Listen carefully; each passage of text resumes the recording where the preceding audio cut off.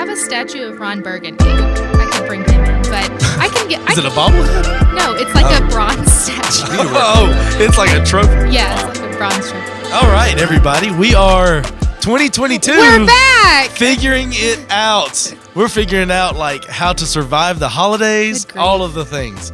So, Linda, how was your 3 or 4 week vacation? However long this vacation has been. It's been so long. It was good. It was busy. It was really busy because we had Christmas and then we had New Year's and then we had National Santa was good to you? Santa was good. He's so good to us. He's so good.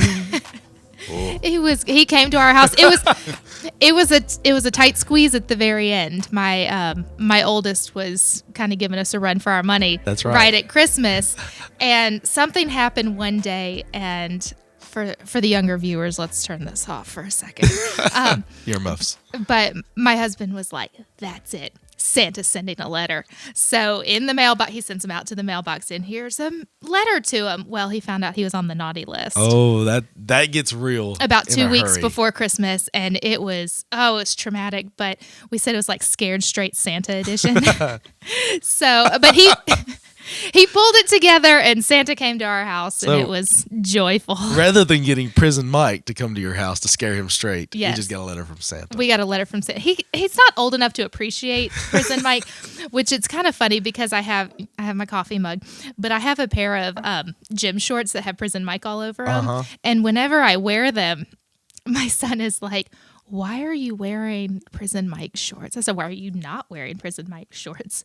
And as a joke a few years ago and this year, my dad dressed up as Prison Mike for Halloween. So sometimes they'll be like, "Why do you have granddad shorts?" Well, you know the worst thing about prison, right?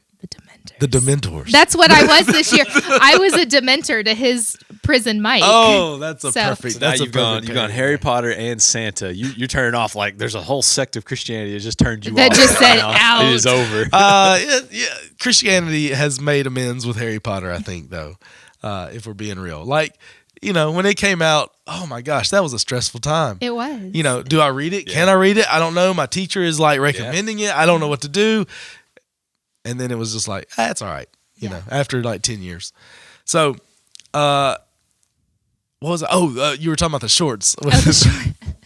I have. So, all right, Caleb, have you ever seen my Meat Mountain sweatsuit? I have, yes. Okay. The meat sweats. Right. Have you seen it? No. The meat sweats. So, there was one day. So, I don't know if you know Arby's. Like, a lot of restaurants have like a secret menu, like fast food places. Arby's has this thing on their secret menu called the Meat Mountain. And the Meat Mountain is every type of meat they have on one sandwich. And it's literally a mountain of meat. Yeah. And so you order this thing and, it's like $13. But it's huge. That's 5 pounds of sandwich. There was one day, me and Vince and Pastor Mark, we all go to Arby's and we decide, let's order this thing. Because Vince had been like talking about it forever, and I was like, let's quit talking about it and do something about it. And so anyway, we go, me and Vince eat it. Mark's like, I don't know, it's too much for me. And so we're like, weak. And me and Vince finish it up. Well, what do I do when I find like, what do you do when you eat something incredible? You tell people about it. Tell everybody. Okay. So I get on Twitter. Twitter's my sort of social media, like that's the one I like, all right? And so I get on Twitter. And here's why I like Twitter. You're about to find out right now why I don't like Instagram or Facebook or anything like that. Because you can interact with celebrities and thought leaders and brands like in real time. So I tweet to Arby's, okay? And I'm like, Arby's. And I say it was a pretty well done tweet, right? It was like, I was like, it's not some of the garbage that you put out on the regular, but not some of that Instagram garbage.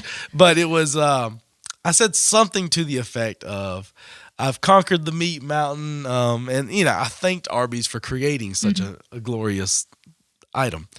And Arby's tweets back. And they were like, whatever. Congratulations on conquering the meat mountain. Send us your mailing information. And I was like, all right. So I DM Arby's. And I'm like, hey, here's my address. And so they're like, hey, look for a little thank you in the mail. A few days later, I get this box, and it's got like a handwritten thank you card, and the meat sweats. All right, this is literally it's sweatpants and a hoodie that's sublimated where it's like all over one picture from bottom to top. It's the meat mountain. All right, it's just layers of meat all the way down the sweatsuit, layers of meat, and they're like, there's anyway. What do I do about that? I immediately tweet to Arby's. I tweet to Arby's, and I tweet them a picture of me wearing it. It almost went viral. It was like it got like hundreds, not in the thousands and viral ish stuff, but like probably my most liked and retweeted tweet ever. Wow. Was a picture of me wearing the meat sweats. And I'll tell you why it went viral. It wasn't because of the sweats, but you're gonna laugh. And I was doing a little thumbs up. I was like, thanks Arby's for the meat sweats, but thank you even more for the meat mountain or whatever. So there's something funny. And it got so many likes and retweets because somebody tweeted at it. And in the background of the picture, Sam, my dog, my golden retriever, is in the back, and he's looking at me like around the corner. And somebody caught it and zoomed in on it, and they did one of those things where it was like 3 pictures, and it's like the regular picture, and then a little zoomed in on Sam, and then really zoomed in on Sam. And somebody did that to the picture, and said something about that dog is like, that looks good, or whatever. And it just started rolling. I woke up the next day, and I was like, what has happened? That's good. It was crazy. So you've got your shorts. I've got the meat sweats. We should wear them. We should next week. Give me a picture of the meat mountain thing. I'll throw it on here. All right, I'll send it to you. I mean, not like right now. You can just do it for later. I'll just throw it in. All right. Because I text you every morning before the podcast. I'm like, what are you wearing today? So we're not dressed alike. Because we have like all the same sweatshirts and stuff. I mean, like, trendy. If you're trendy, you're trendy. If you're, game recognized game. Game recognized game. So it's like when I text you next week, you'd be like, meat sweats. All right, Prison Mike shorts. So, all right. So you guys almost had a naughty lister. We did. Made his way back. He did. Okay. So for me, all right, so everything in our church shut down, and a lot of churches were shutting down. Like a couple weeks before Christmas, it was like COVID hit like crazy. And not only COVID, but the flu hit like crazy, and stomach virus hit like crazy. Like mine and your family both got the stomach virus about the same time. And then it went through my family again, like a second round of stomach virus, like Christmas week. And then I got COVID. And so that gave me another week off where everybody else was going back to work. And so everything has been crazy as far as sickness and just taking the breaks. Like, and then snow. Yeah, it snowed and then didn't snow. I missed the big snow. I was in Atlanta at Passion. You were. All we got was freezing cold rain. Yeah, we were here. It started snowing at like 8:30 at night, and then wake up the next morning and we've got like 4 inches of snow on the ground, which is a big deal here. That's a big deal. It's a big deal. And so we got the first round of snow, and then like it was supposed to snow like this past couple of days, and then it didn't, but it made everybody in Alabama afraid. Well, it snowed. So the big snow happened like a Sunday night into a Monday, and the kids weren't supposed to go back to school until Tuesday. Yeah. So it wasn't that big of a deal. Then they threatened snow again later that week, and they were like, nope, no school. We're not doing anything. Well, it was just really cold. Yeah. And too nasty outside to do anything. Like, so it was disgusting. You're just stuck inside on a cold, nasty day. Like, that's the worst. When we both have boys. Yeah. It's the worst thing you can do to boys is like lock them inside. Is put them inside. Yeah, it's awful. But I mean, it wasn't, at our house, it wasn't too bad. They sent home the laptops from school. My son's in 2nd grade, so he's had virtual school like a little bit every year, so we could just kind of roll with it. Which that was new to us. But my kids were quarantined with me anyway. Oh. And so it was like, didn't matter if it was a snow day or not. They weren't going to school either way. So we tried to do the little homeschooling thing. We realized, man, we are really not homeschoolers. No. And so, but we did. Camden at least is pretty good at, if you give him some structure, he'll stay with it. The little one, I don't think he's going to be that way. Cohen is he is aggressively crazy. Aggressively crazy. But so cute. Well, he can be. He can be. Just a little cute.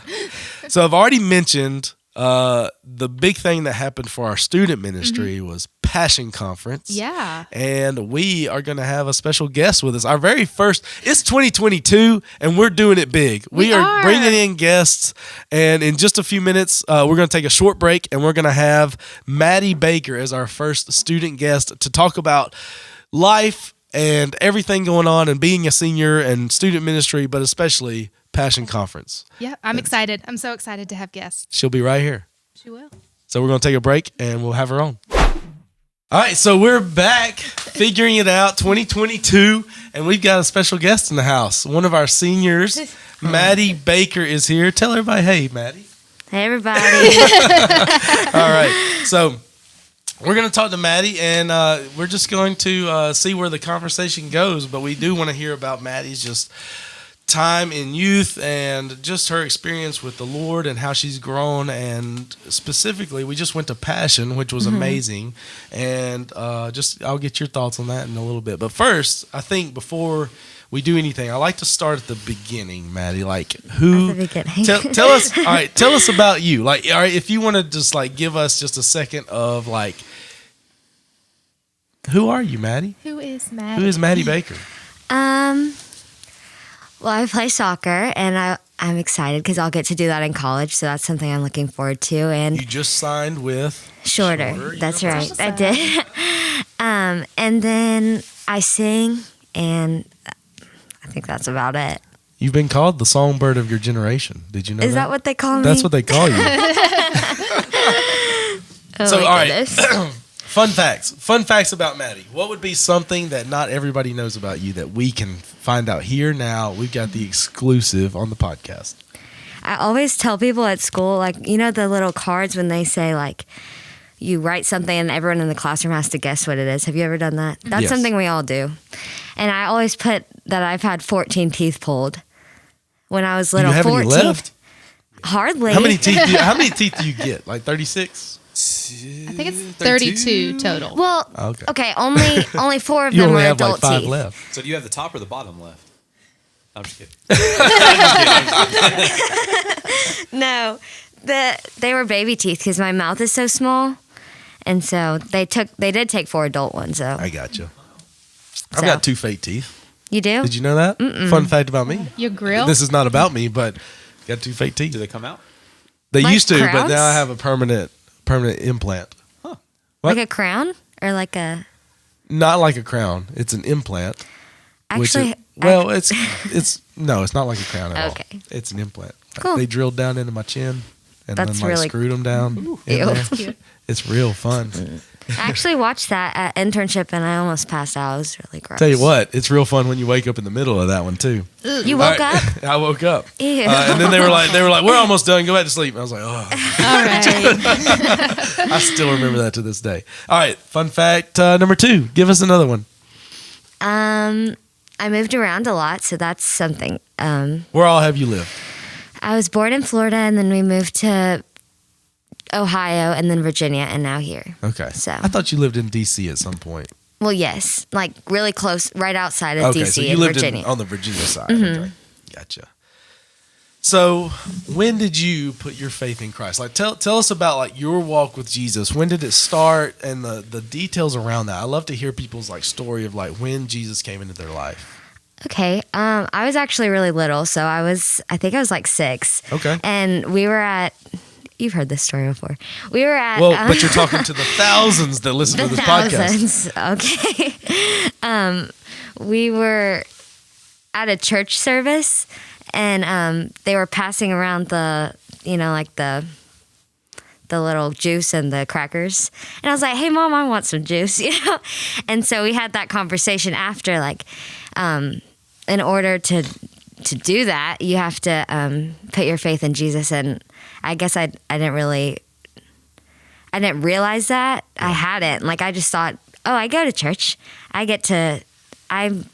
belong to Jesus already. But I hadn't taken that step. And so I did that when I was really little. But So where were you living when you were 6? Ohio. Ohio. Mm-hmm. Ohio. Around 6. I don't know. I don't remember. Oh my gosh, I just Oh, ate that. H. I. Like the microphone. So, all right. So you were saved, or were you baptized right then, and all No, that? it actually took me a while to get baptized because they did it. They did it at the lake in Ohio, and I was scared to go. Oh, yeah. All right. So that can be So sketchy. I waited until we got to Virginia. And in Ohio, there's certain times of the year that lake might be frozen. Oh yeah. That's me and Caleb talk about this. Well, I say me and Caleb talk about this a lot. This is a conversation with pastors a lot of like kids in the service, kids not in the service. We actually had this conversation just the other day in a staff meeting. Should we let the kids in the service for this one particular Sunday that we were going to do things? And I think this is one of the important things because the ordinances, baptism, Lord's Supper, all of that, that always gets the gears turning for kids. And so I think it's so meaningful and important for kids to be able to sit in and at least watch those ordinances take place, because like Maddie, mine was baptism. Like baptism was what got the gears turning. I was like, oh, what is this thing, baptism, and how old do you have to be to do it, and why can't I do it? And that was sort of my questions. And yours is Lord's Supper. Like, why can't I? Like, why you take my juice away, Mom? Yeah. You know, or whatever. And I think that's really important conversations that need to be had. And if you lock kids away in the student ministry and just give them goldfish and play games and stuff, like they're not getting that, and you know, they're not getting exposed to something that the Lord can work in their lives. We had this conversation Wednesday. You weren't there Wednesday night, and Right. I was doing the discussion with our kids, and Yeah. we take them.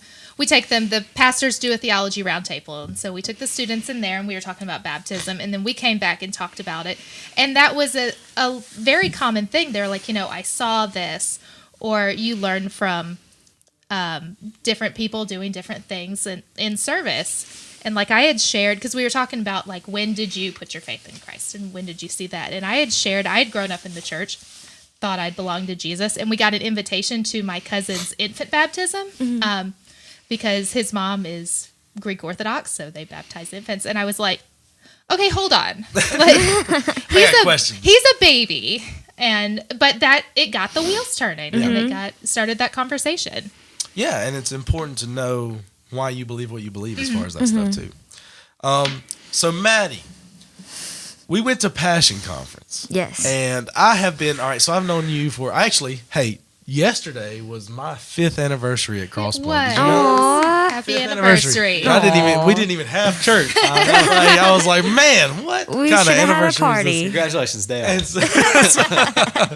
And so I've known Maddie for 5 years now. So you were like 8th grade when I got here, something like baby. that. And so I have known Maddie for that long and watched it, and I was like, Passion Conference was made for somebody like Maddie Baker. Aw. Like, I can't wait for Maddie, because like when Maddie, like, you don't know if you've ever, like, students that are watching this probably have seen Maddie in worship and things like that. But I'm like, there's nobody that I know of in our youth group that commits as hard and as wholeheartedly as Maddie Baker when we're in the middle of worship, either she's on stage or not, whether she's on stage or not, and support. And when she's not on stage, like I say performing, but like leading worship on stage, she's out supporting her guys that are on stage and just getting lost in the Lord out in the people, and leans into the talks. I can tell 90% of the time she's leaned into the message. And so all right, so Maddie Baker. And that 10% we'll address later. But I'll say this. My expectations of Passion are always sky high, because I went to my first Passion Conference in 2006, or I think technically it was like the 2007 year, so it's like when the year rolls over or whatever. And it changed my outlook on lots of things, especially like how we glorify God here on earth in the things that we do. Like Louis Giglio blew me away. I still remember the 2 talks he gave in 2007, like just by heart. And so with all that, my expectations, because of what God did in me when I was introduced to Passion and some of the communicators that are there, like my standard is set so high. So I think I probably set the bar too high for students that I'm bringing to Passion. I'm like, it's going to be incredible. It's going to be this and that. So Maddie, let me ask you this: Passion Conference. So what were your expectations going in? And like, first off, just give us your overall thoughts and your expectations that you had going into Passion Conference. Like you said, you hype it up a lot, so So I did have high expectations for it, and like you said, all the speakers, I guess, were super amazing people who I've listened to before, and I think they're awesome. And see, that's the thing you have available to you that I did not. Me and Linda grew up in a time where like YouTube wasn't a thing really, and every speaker didn't have their own website, and the internet was just a baby thing. You've been accessing like Christine Kane, Sadie Robertson, all these people, like brilliant speakers for a long time now. So there's that. I think there's something to say about that. Yeah. Like, you have access, and that's why it was I only had access to my little small town preacher back in the day. So anyway, go ahead. That almost gave me a disadvantage at. I can talk about that later, but no. And the worship was super awesome, and I expected it to be because it's passion. But yeah.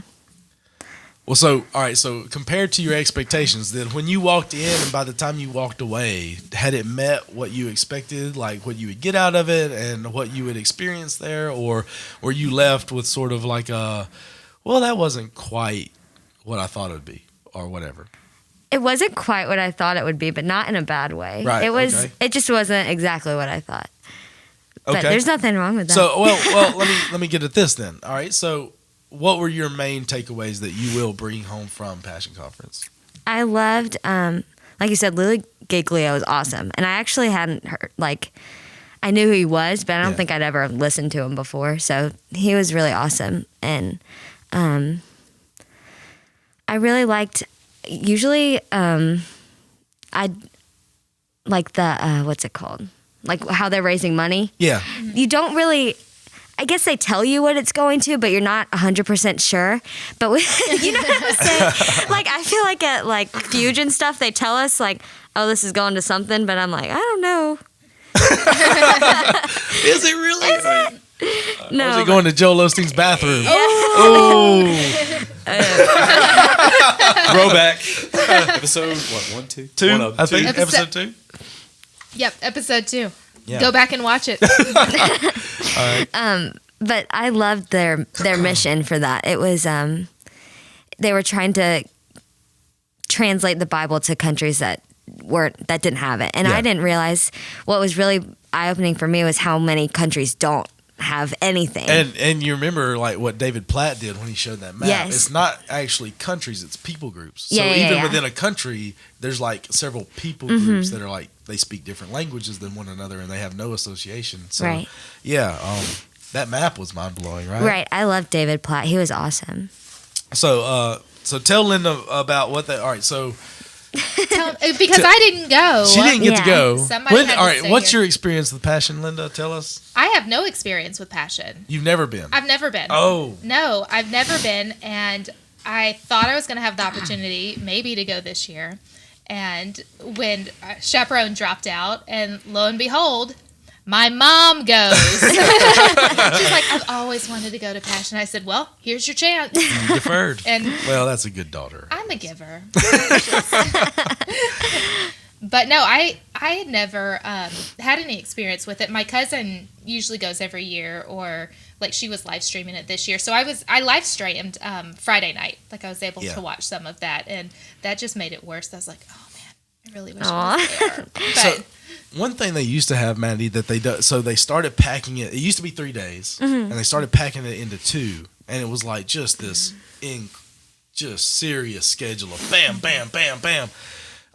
It's always been a little bit like that, except for over 3 days, they also did community groups. So between sessions, you would, like, when you walked in, they'd give you an armband, slap you with an armband, and you would go to a certain, like, meeting hall or whatever where, like, everybody with that same armband would be in there. And then there would be, like, a host for that, and they would break you into breakout groups within the room.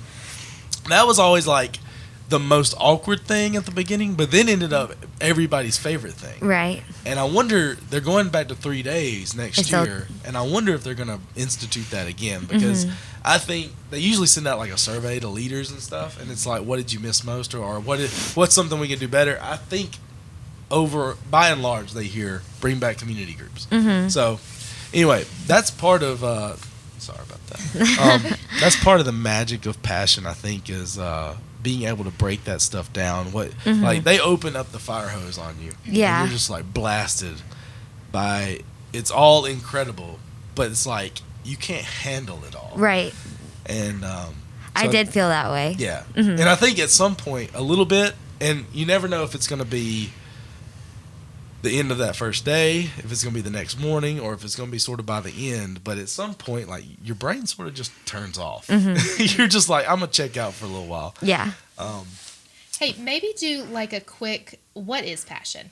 Okay. Like, Oh, yeah. Yeah. So, all right. So we just kind of started talking about it, but some people may not know what it is. That's right. And you know what? I always that's part of my problem with students too, because I always assume they've heard of it and they're ready for it and like, yeah, let's go. So by the time they're seniors, I'm like, let's go to Passion. They're like, what are you even talking about? Yeah. So Passion is it started sort of as a one-day conference for college students. And then it's always been just sort of this big worship meeting with some of the best speakers and communicators of the gospel that you can find, started by Louis Giglio. And Who is the pastor? he's the pastor at Passion City Church in Atlanta. However, he wasn't a pastor pre-Passion Conference. Passion Conference went, and then in 2006, 2007-ish, he chose to plant that church. And so him and Chris Tomlin and Matt Redman, some of the ones that were big names at Passion Conference, planted a church in Atlanta. And so that church is blowing and going. Some of our good friends of our ministry are at that church. And so it's just been really, really cool to see that church working in Atlanta. And then it's gotten even bigger because since then, Passion sort of got its hand into politics with the End It movement. And so the anti-slavery movement. That's Christine Caines, isn't it? That's Christine Caines' big thing. She runs A21, which is a network branch of Passion that deals with anti-slavery and setting people free from slavery. So anyway, that has been sort of the political arm of Passion, where you'll see a lot of senators, congressmen, people like that with a little red X on their lapel. That means they are supportive of that movement and they're working to fight slavery, modern day slavery. So anyway, they're expansive. Passion is what they're doing for the kingdom. And it's just like, makes you feel like just a drop in the bucket what you're doing for the Lord when you see what they've been able to do. But, and these conferences are huge every year. Like, you've got 60,000 people all in one place. And I always get really emotional right at the beginning when it's like that first song hits and you just hear 60,000 voices and you're just like, wow. It's like, I can't believe that I'm in here with this many Christians that love Jesus, because sometimes you get in the mode of like, it's like Elijah when it's like, I'm the only person left that loves the Lord. And then you're just reminded, no, there's thousands that have not bowed the knee, And so I think that's just amazing. And one thing they work towards is like, there's a big gift. There's a big money raising thing every year. They used to do something called Do Something Now. And it was, you could give toward, like, it would be like 20 different things that they were raising money for. And they would be like, let's dig this many wells in Africa. Let's do this in Haiti. Let's do this in Ghana, whatever. And you could give, and then at the end they would say, we did this and this and this and this. And then they kind of focused all their efforts into one thing, which is what Maddie was talking about. Translating the Bible for people groups that have no access. So that's really where they've put their money. And we raised, what, $2 million for that? Wow. Yeah. It's crazy. It took, forgot how much they say. It takes, they do like a 12-verse challenge. So if you commit to like, it was like $30 a month. $30 a month for a year. That helps fund the translation of 12 verses for a people group. So that doesn't seem like a lot. And then so they got thousands of people to do that 12-verse thing. So really, all in all, they probably were able to get the money to translate a full version of the Bible for a specific people group. And they had one particular person from, I wish I could remember where he was from. Kenya? It sounded like Kenya, but it wasn't Kenya. It was Kenyan or something like that. Oh. And anyway, but down, it was, anyway. And it was a specific people group, and they had him, they were like, we were trying to fund the rest of this translation, and they were at. They brought him on stage, and once they hit sort of a goal with the money, they brought him on stage to translate for everybody the very first time that this verse had ever been written in that language, and he wrote it for everybody to see. Yeah, that was awesome. And it was a really cool moment. It was. So, other takeaways from Passion for you specifically, Maddie? Was there a speaker you really connected with? Was there something that you learned that was like, I didn't know this or I didn't see it that way before? I guess I'm going to go back to I kind of already said it, but about how many people just have never heard who Jesus is or have gotten to read their Bible. And that was really eye-opening for me, like for how much I forget that I'm blessed to have like God's word in my language. Yeah. And I forget like that's so special. And so that was big for me. And, I love Christine Kane. So, and I love how she blew it away. Oh, she's so dead. And like, okay, I was a little bit ticked off until Christine Kane got up there. I was mad. Like, well, I thought they were done without her. I'm trying to get these kids home. All right. Like, I'm driving back from Atlanta, and it's freezing cold outside, and 2, it's like getting late. Yeah. And they say the session is going to be over at 9:30. At 9:30, then Shelly Giglio gets up here, and she's all like, ooh, ooh, ooh. And then, like, introduces Christine Kane for the first time. And I was like, okay, so now we're going to hear from Christine. And, like, so anyway, it was an awesome message. But we had to skedood out of there because I heard they worshiped until, like, midnight after that. Really? Yes. That is wild. Anyway. There was no traffic for us, though, getting out. There was not. But anyway, y'all were asleep while I was on some of those Mentone roads. Like, whoa, it was rough. It was like ice. I was like, I ain't gonna make it. I don't know what was going on. Jesus, take the wheel. Jesus, take the wheel. It was a couple of those moments. I'm gonna tell you. It was so hot in the back of the van. Was it hot up there for you guys? It was comfortable. Okay, maybe. It must, because I like went to sleep. I was comfortable, and I woke up and I was like sweating. Gross. So anyway, Christine Kane was awesome. It was a really like good ending message. Like, go get them. Yes, those are my favorite messages.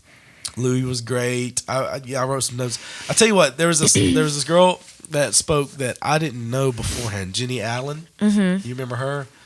Yes. The one with the milk crates. Yes. I thought she was going to do the milk crate challenge for a second. I was like, this is not going to go. This is not going to go like you think it's going to go.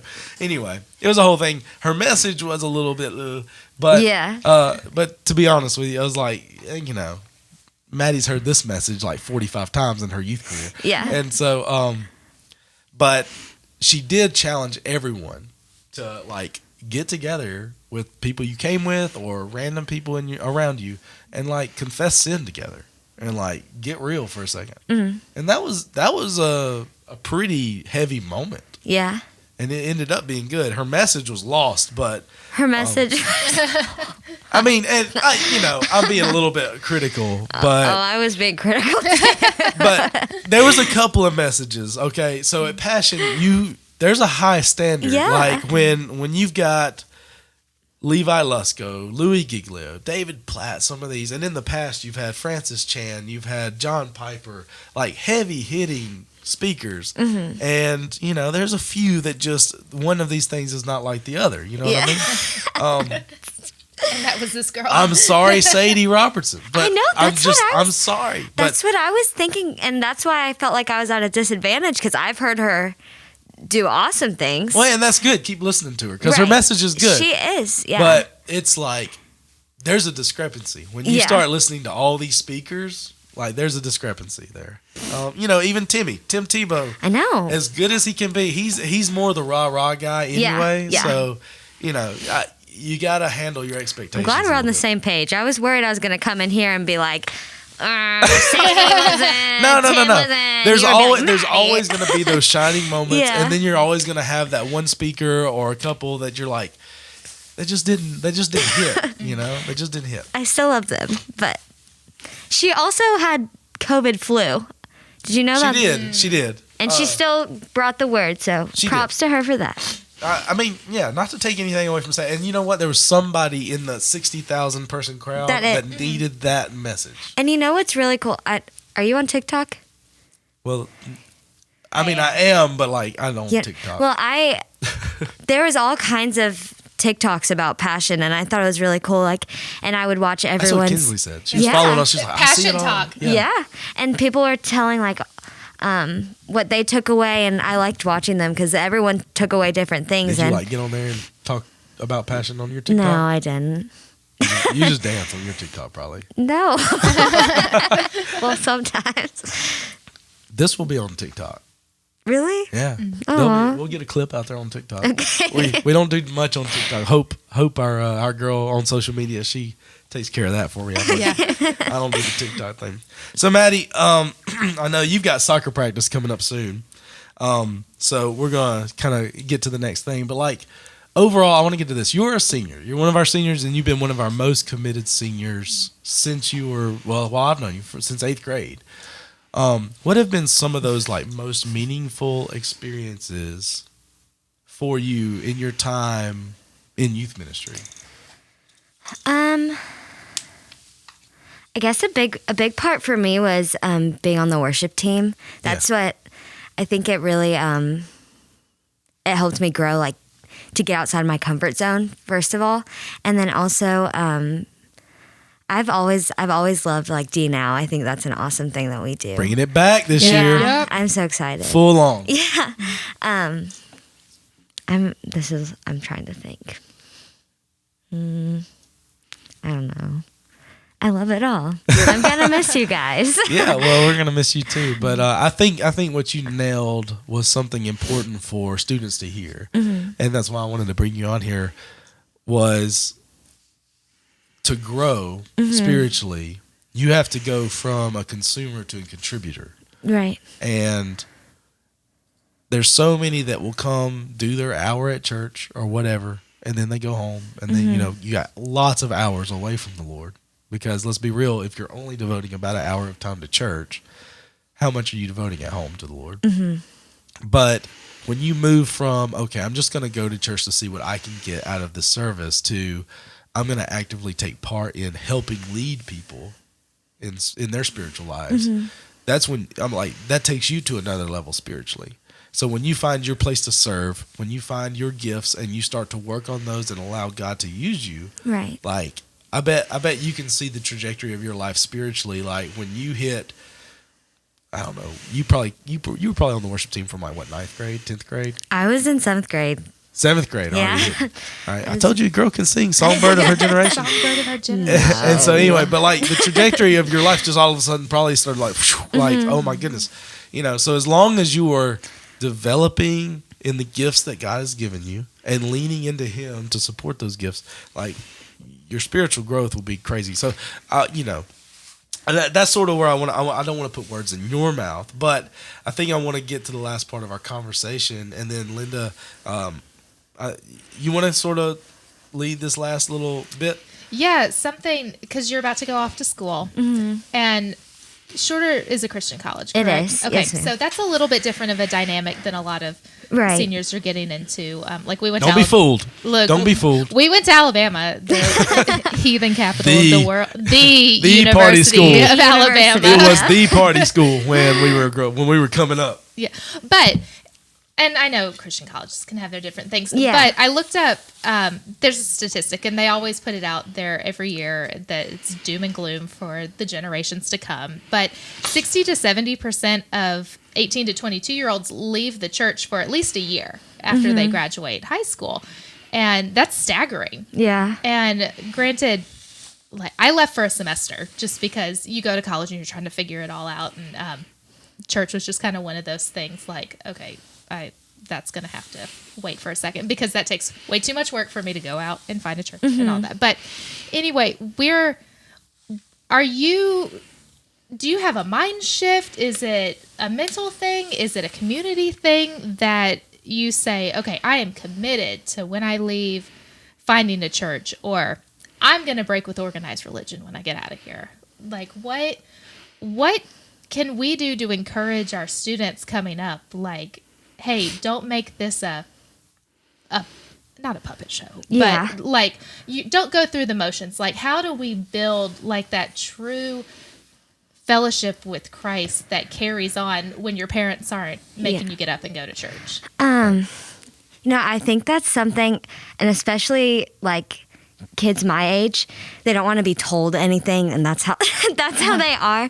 And I like being told things, so I'm a little different in that way. But I think it's like you said, just keep encouraging them, because it's almost like when they're told to do something, they'll do the opposite. And I feel like that's happening a lot with like parents are pressuring, like, you need to find a church, you need to, all those things. And it's really heartbreaking, because I mean, especially for the parents, I can't imagine like they don't want to continue in their faith, but I think too, like encouraging, I know a lot of schools like Alabama, my mom said, they had like they would have churches would come in and just like tell the kids about themselves. So like there's resources available.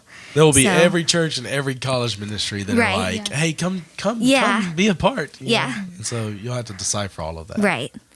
But I'm actually excited to find a church. I think that'll be a fun thing for me to do, and so I'm excited for that. That'd be cool. And also, a huge reason I went to Shorter was because it's a Christian school, and just being on that campus, like I could tell the Holy Spirit was there, like God works there, and it's a really cool place. I love it. Yeah, it's I'm sure you guys will have like chapel that you have to go to and all that. It'll be like church camp all the time. That's what it's in my brain. I know it won't be. Well, I might be disappointed when I get there, but. Well, it can be. Yeah. Yeah. But you touched on something about finding your own church, and that's an exciting thing too. Like when you make that choice, like this is the first church I've chosen for myself. Like that's a big spiritual growth moment too. Right. I'm excited for that. So what would be your last words on the podcast anyway, to like share with students that are in the middle of student ministry? They're figuring life out. This is the podcast is called Figuring It Out. We're trying to figure out how to live as Christians in this world. What would be some advice you might give to some of the underclassmen of like, hey, watch out for these pitfalls, or make sure you do this, or whatever? Show up. That's a big thing. Boom. Yeah. Because Don't catch everyone. yeah, but and like don't sit back and be like, oh, I'm too cool to do this game. Like I'm too cool to raise my hands and worship. That kind of thing. If you just let that consume you. And who talked about the dot? Louis Giglio? No, Christine Kane. What? Oh, the dot. The black dot. Yeah. And like you focus on all the bad things that could happen, or like, oh, I'm going to get made fun of. All those things, and you lose all the good things that could come from it. Yeah, so, she was talking about we're conditioned, because Linda has no clue what we're talking about. Yeah. We're conditioned. Like she showed a picture of a black dot, basically a period on white background, and she was like, "What do you see here?" And everybody's like, "Black dot," or whatever. She's like, "Well, you're not wrong, but what I see is white space." She's like, "We're conditioned to see the one little thing, and we're not conditioned to see everything else." Right. And so, she made some good points there. But if you allow God to work, He will. And even in youth, and I like. You don't have to go to some big conference, or like you don't have to go to church camp to like grow spiritually. I think we forget that sometimes. Yeah, like, our growth we're just happens going in to the church. consistency, Right, our daily consistent disciplines. Yeah. Well, Maddie, thank you for being here. Thanks We for got to having send you me. off to soccer practice, but hey, listen, you have been our first guest, and it's been awesome. So we're so thankful that you were able to get here and be a part of this. So Thank you. We'll have you on again maybe one day. Come back anytime. So we're figuring it out. So Figuring anyway, it we're going out. to say bye to Maddie, and then me and Linda might drop a few more words of goodbye. So right now we're just going to take a break and say bye to Maddie. Well, that was really fun. It was fun. It was fun. Our first student guest. I know. I love our students. I do too. And like Maddie said, like the biggest thing to hit was like, just show up. Yeah. I love that. And Maddie, like she's walking the talk, right? She has shown up consistently her whole student ministry career. Yeah, because you never know when or what or where is going to grab your attention, and you're going to have that light bulb moment. So just show up. That's amazing. And I love how she was like, it doesn't take a passion conference or a church camp or whatever to like change your life for the Lord. It's those everyday things. Yeah. So. Even like conversations at pool parties. And even conversations at pool parties, we could, it's like if your pool party doesn't turn into a baptism service, you're not doing it right. Turn on the wave pool and let's get this going. But this is kicking off our new year. I'm excited. And I'm excited for what we're bringing. We're going to try to get as many guests and friends on as possible. So everybody listening now should continue to listen because you never know who's going to stop by. But always listen, like, and share. We need that so that we can keep it going. And because right now, when you look us up, we're not the top figuring it out. We're not the top figuring it out. We got to get there. We got to at least be the top figuring it out. I don't know how many figuring it out there are. But anyway, so we're thankful for everybody listening. Thank you for holding with us, even though we were gone for a few weeks. Hope everybody is well and good, and we're going to stay as consistent with this as possible for the we're back now. Foreseeable future. So, and we're talking about, we'll do a social media thing. We should. Okay. We need some decor. We need this tell us. Caleb said he would build us whatever we want. Anything. That's not this wall and that hole. What should our podcast studio look like? All right. Give us some cool ideas and you will see them happen because we're going to just take everything. Like, it doesn't even matter if it's like feng shui. Like, you say this and you say that, we'll put them together. We'll do some kind of weird mishmash of something. So, all right. We just don't want it to be too distracting. We'll release like a poll or something on Instagram and all that. So check us out. We do have a TikTok, CPC Students TikTok, all that. Not much is on there right now, but we're gonna try. So so thank you for listening. Linda, you got anything to say? I got nothing. Caleb, you got anything to add? Nope. All right. Well, hey, we'll see you guys next week. Figuring it out.